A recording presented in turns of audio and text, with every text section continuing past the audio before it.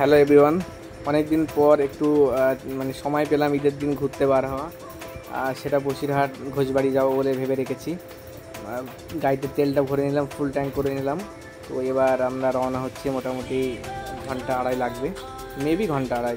তারপরে চারটে চাকায় হাওয়াটা ঠিকঠাক দেখে নিলাম, ঠিকঠাক আছে কিনা, কমফোর্টেবল আছে কিনা। তো ওখান থেকে কমপ্লিট হওয়ার পরে আমরা বেরিয়ে পড়েছি সেই ঘোষবাড়ির উদ্দেশ্যে।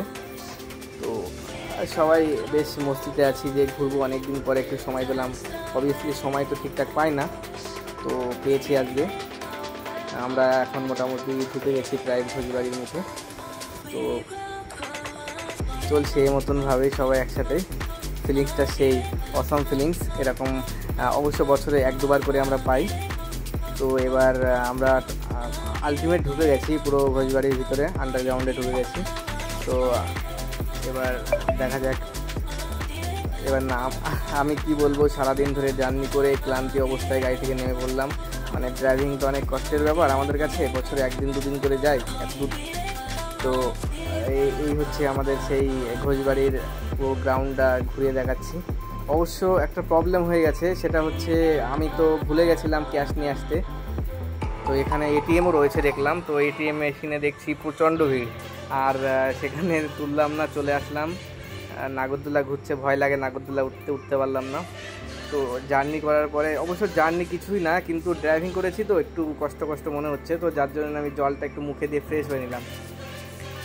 তো রোডটা এত সুন্দরভাবে সাজিয়েছে, হাঁটতে হাঁটতে খুব ভালোই লাগছে। তো হাঁটছি, হেঁটেই যাচ্ছি। তো হাঁটতে হাঁটতে এবার আমার একটা বাজে অভ্যাস আছে যে যেখানে যায় জলটা আমার সঙ্গে লাগেই, বাট সেটা আমি হাতেই নিয়ে রেখেছি, যাতে যেখানে জল খেতে ইচ্ছা করবে তো জল পেয়েই যাব, নয়তো কোথায় পাবো, কোথায় এমন একটা প্রবলেম হতে পারে না। তো সেই জন্য ওটা সঙ্গেই রেখেছি।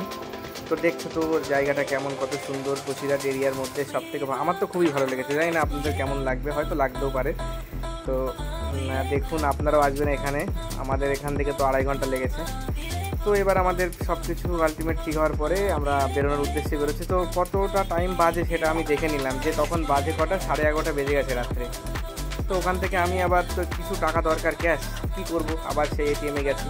এটিএমে গিয়ে 500 টাকা তুলে দেখলাম যে আলটিমেট ঠিকঠাকভাবে টাকা উঠছে কিনা।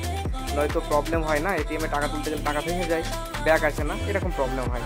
তো যার কারণে 500 টাকা তুললাম, তুলে দেখে নিলাম, পরে আবার তুলে নিলাম। তো এই হচ্ছে আমাদের ঘোষবাড়ির এই ব্যানারটা যেটা লাগানো আছে, এটা ফার্স্টে দিতে পারিনি, আমরা ঢুকেছিলাম গাড়ির অন্য দিক থেকে, তো লাস্টে আমি দিয়ে দিলাম। তো দেওয়ার পরে এবার আমরা ভেবেছি যে আমার একটা বন্ধুর বাড়ি যাব। তো ওকে ফোন করে নিলাম যে ওখানে আমরা ডিনারটা সেরে ফেলবো। তো আমরা ওখান থেকে বেরিয়ে আসার উদ্দেশ্যে গাড়িতে উঠলাম। আর চালানো সম্ভব না আমার পক্ষে, অনেকটা চালিয়েছি। তো এবার আমার বন্ধু আলমাস চালাচ্ছে, কোনো সমস্যা নেই। তো একসাথে যাচ্ছি। আর এখান থেকে যাব কাটিয়াহাট, আমার বন্ধুর বাড়ি। ওখানে ডিনারটা কমপ্লিট করে আমরা বেরিয়ে পড়বো। তো ওখানে মোটামুটি তখন 12টা থেকে 12:30-12:30 মধ্যে আমরা বার হয়েছি, মানে বাড়ির উদ্দেশ্যে চলে আসি। তো আস্তে আস্তে এতটা ক্লান্তি মনে হচ্ছে, এতটা ঘুম পাচ্ছে যে চোখ বন্ধ হয়ে আসছে, মনে হচ্ছে যে দাঁড়িয়ে যাই কোথাও।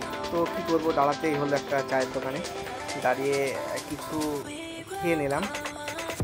তো দেখো, আমরা এতটা পরিমাণে ক্লান্ত সবাই যে কেউ শুয়ে পড়েছে, কেউ আমার এর মধ্যে আবার একটা ভাইয়ের আবার বমি বমি ভাব, তার জন্য আবার প্লাস্টিক টিস্যু অনেক কিছুই দেওয়া হলো যাতে তার কোনো প্রবলেম না হয়। তো যাই হোক, আমরা মোটামুটি সুন্দরভাবেই ঘুরে বাড়ি আসছি। তো বাড়ি ফিরতে মোটামুটি আমাদের তা প্রায় 3টের কাছাকাছি বেজে গেল। তো ঘুমাতে 4টে বাজবে। ঠিক আছে গাইস, কোনো সমস্যা নেই। নেক্সট যদি কখনো যাই, আমি ফার্স্ট টাইম আমার এই ভিডিও ছাড়ছি, জানি না ভালো হবে কি খারাপ হবে, এটা আমার জানা সম্ভব না, এটা তো আপনারা বলতে পারবেন। তো বাই, গুড নাইট, সবাই ঘুমিয়ে পড়ুন। আমরা চলে এসেছি সেই বনগাঁতে, আমার সেই প্রিয় জায়গা। অনেক দিন না, অনেক ঘন্টা পরে ফিরলাম।